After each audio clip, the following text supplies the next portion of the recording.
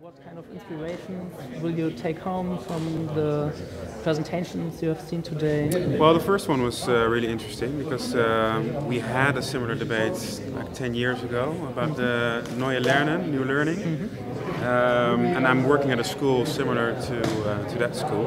So it's nice to see that it's happening all over the place and everybody's really thinking about the essence of education and how, well, I think also ICT can help facilitate learning and so that each individual learner has the ability to, well, explore his own talents.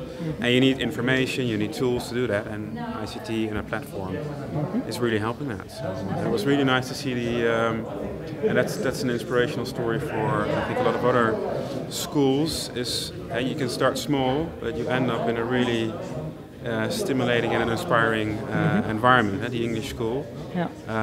And that's a lesson for every school, I think, should heed that. Okay. Yeah.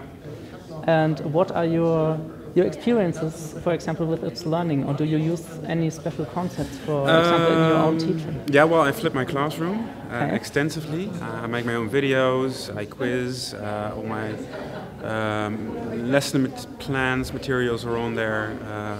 So for me, itslearning is the glue holding everything together, and it allows me to give my students lots of choices, and by giving them choices, they own their own learning process, and it really gets them to a higher level, I think. Can you shortly explain what flipped classroom means? Because for German teachers, it's not really known yet, but it's a concept which we know is working in Netherlands, where you are from, for example. The United States. It's really big. Great Britain, probably.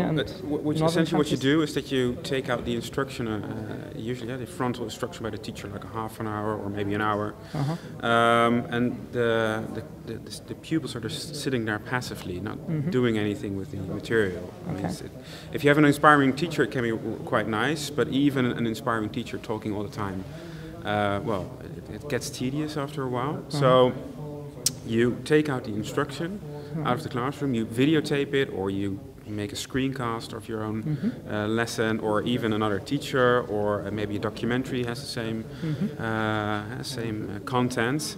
You give that homework, and maybe you can ask a couple of questions and put them on itslearning, and they need to answer that before the lesson.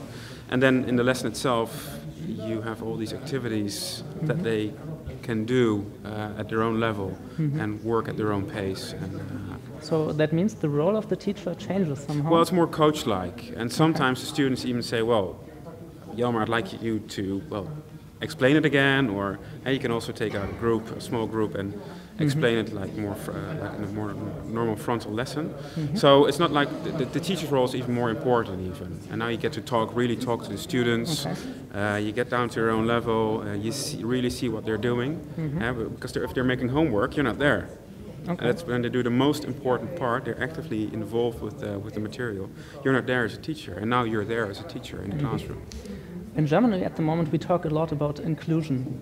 I don't know if you use the same vocabulary in Netherlands. For us it means to include all children in one classroom, and that means also, of course, that you differentiate in between the classroom, and to know each student's level, and to help everybody individual. How can that be achieved with flipped learning? Well, you need to be a superhuman to do that, to go down to every level. But it actually helps you.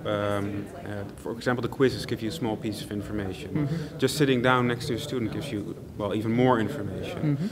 And the flipped classroom frees up class time for you to talk with the students. Instead of 20 minutes frontal explanation of assignments or stuff like that, you have that 20 minutes to talk to your students and see what they're doing and guide them through the process. But doesn't that mean in the end that the teacher needs to put more effort and more time into it? Not necessarily. The content is there. I don't tape all the lessons that I have. Some of my colleagues have already done it. Sometimes a BBC documentary covers it quite well. Some teachers have made questions that I can use. So it's also a question of just gathering the right material and just putting it together, and for example on a learning platform. And it actually saves a lot of time as well. Okay. And for tomorrow, for example, for the user conference, what do you expect or what do you wish should be the outcome in the end? Well, that they at least want to explore it. People usually are quite curious about the flipped classroom, and when they see it, some teachers need practical examples, and I'm trying to give some, and also put it into practice into the in my speech. So hopefully they'll come back inspired and take that back to school. And so let's make a small pilot of it and just go from there. That's usually how it starts, and usually the whole school in a while is converted, so to speak. Yeah. Okay, we thank you very much Okay. for that Welcome. interview.